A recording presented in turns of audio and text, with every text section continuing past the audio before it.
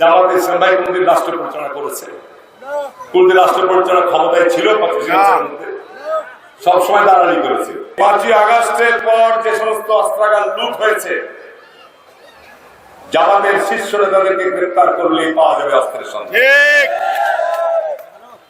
অন্তর্বর্তীকালীন সরকার নড়বড়ে অবস্থায় আছে, যেহেতু এখন পর্যন্ত যে সমস্ত অস্ত্র লুট হয়েছে, চাঁপাইনবাবগঞ্জে অস্ত্রাগার লুট হয়েছিল, আমি নবাবগঞ্জে ছিলাম সেদিন, এসপি অফিসে তারা ঘেরাও করে রেখেছে, আর ওদিকে অস্ত্র লুট হচ্ছে। নিশ্চিত এটার সাথে আমাদের কর্মীরা জড়িত।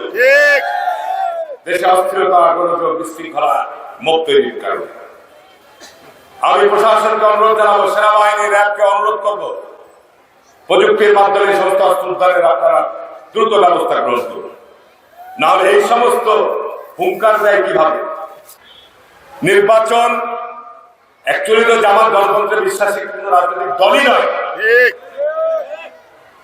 এক নির্বাচনের সময় একই রাস্তা দিয়ে দুই দলের মিছিল যেতে পারে, ঠিক না? আমি বলছি যাইলে পারে আপনাদের পাশ দিয়ে আমরা কমিটির রাস্তা করে দেবো নাকি? মারামারিতে লিপ্ত হবো? উনারা আমার গাড়িতে পোস্টার ছিঁড়ে, আমার গাড়িতে বাড়ি মেরে,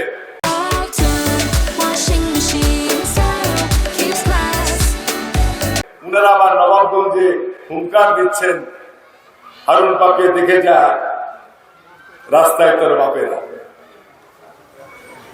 আগামী 12 তারিখ এর জবাব এই চাঁপাইনবাবগঞ্জের মানুষ বেরোবে।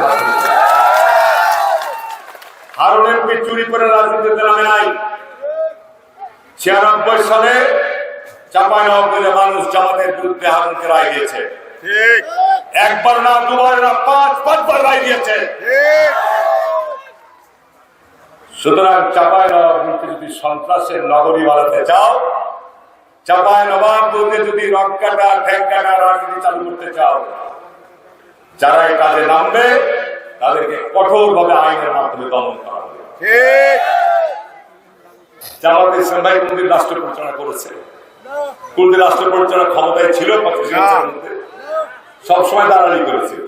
পাকিস্তানের সময় পাকিস্তানের দালালি, এরশাদের সময় এরশাদের দালালি, বেগম জিয়ার সময় বেগম জিয়ার দালালি, আওয়ামী লীগের সময় আওয়ামী লীগের দালালি।